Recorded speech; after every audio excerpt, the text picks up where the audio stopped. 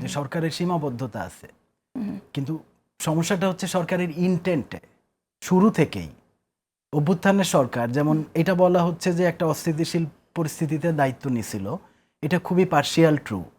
অসম্ভব উৎসাহ উদ্দীপনা জনগণের, এবং এই সরকার গঠনের আগের যে 3 দিন, যে সময়ে দেশে সরকার নাই, কোনো বাহিনী নাই, শুধুমাত্র জনগণ, সজাগ জনগণ রাস্তায়, এবং সবকিছু অনেক চমৎকার ছিল, দেশে কোনো অপরাধও হয় নাই, বলতে গেলে কোনো অপরাধী হয় নাই।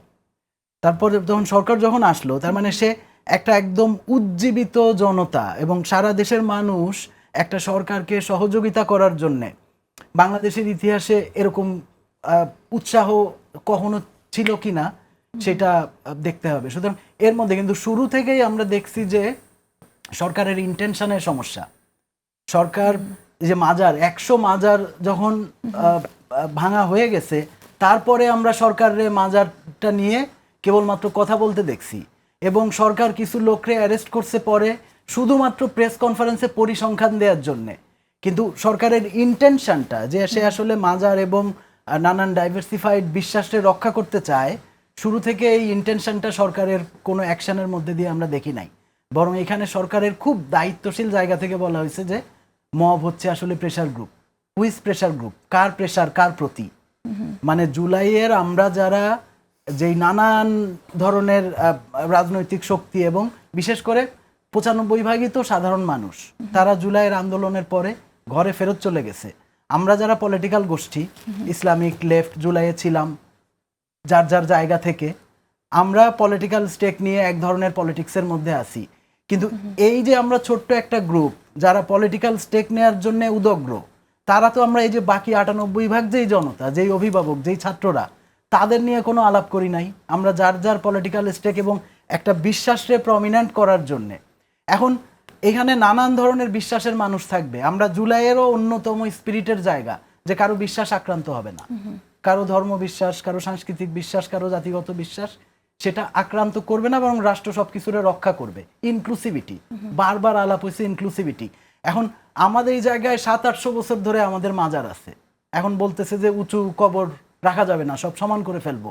এখন 700-800 বছর ধরে এই মাজারগুলি কিভাবে টিকে আছে আমার সমাজের মধ্যে? এবং মূলত 700 বছরে 800 বছরের মধ্যে এরকম মাজারের ওপর আক্রমণ ইতিহাসে আমাদের এখানে কখনোই হয় নাই।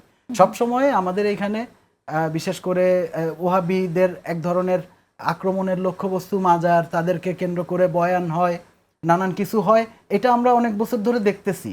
কিন্তু ভাঙে পড়ে নাই যে আক্রান্ত করে মাজার ভাঙা একদম ডিস্ট্রয় করে দেয়া হইতেছে, এই ঘটনা এই লেভেলে এর আগে কখনো ঘটে নাই।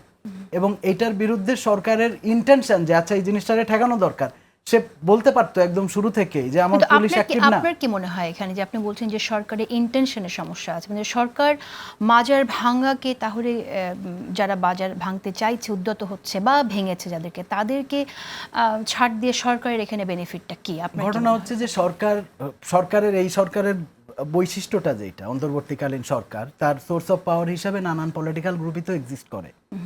এবং শুরু থেকেই যেটা হয়েছে যে বিশেষ করে যখন সরকার গঠিত হইল, সে তো নাগরিকদের সরকার, বাংলাদেশের সব মানুষের সরকার, জুলাইয়ের অভ্যুত্থানকারী যে জনতা, সবার সরকার।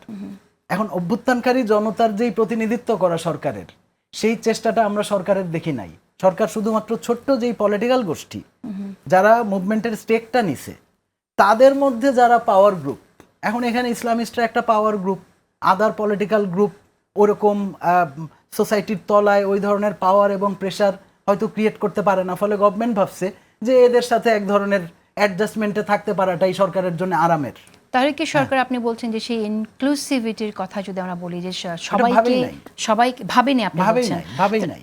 সে মনে করছে যে আমার কমফোর্টেবল হবে এই একটা গ্রুপ, এরাই যেহেতু প্রেশার ক্রিয়েট করার ক্যাপাসিটি এদের বেশি, এদের প্রেশারটারে আমি একটু মিনিমাম, এদের সাথে নেগোশিয়েট করতে পারলে, এদের সাথে অ্যাডজাস্ট করতে পারলে সহজ হবে। কিন্তু তার দায়িত্ব যে আন্দোলনের পরে ঘরে চলে গেল যেই জনতা, যারা আসলে এই দেশে কোনো উগ্রবাদের উত্থান দেখতে চায় না, আতঙ্কিত, এরাই আমার সোসাইটি, এরা আমাদের সমাজের বেশিরভাগ মানুষ। ইসলামিস্টদের কালেকটিভ ভোট কত? 10%, 11%। তার মধ্যে অধিকাংশ পলিটিক্যাল গ্রুপ। এবং যখন এটা ঘটছে, গভর্নমেন্টের এই ইন্টেনশনও আমরা দেখি নাই যে সে পলিটিক্যাল পার্টিগুলির সাথে কখনো এটা নিয়ে ডায়লগ করতেছে? অসহিষ্ণুতা বা মাজার ভাঙা হইতেছে, বিভিন্ন বিশ্বাসের মানুষের উপর আক্রমণ করা হইতেছে। আপনি যে জায়গায় খবর নেন মাজার আক্রমণে, সেখানে লোকাল জামাতের লোক যুক্ত, হেফাজতে ইসলামের কওমি মাদ্রাসার লোকজন যুক্ত। তো গভর্নমেন্ট কি কোনো নাগরিকদের ডাইকা, হেফাজতের লিডারশিপের ডাইকা এটা কখনো কোনো ডায়লগে নেওয়ার চেষ্টা করছে?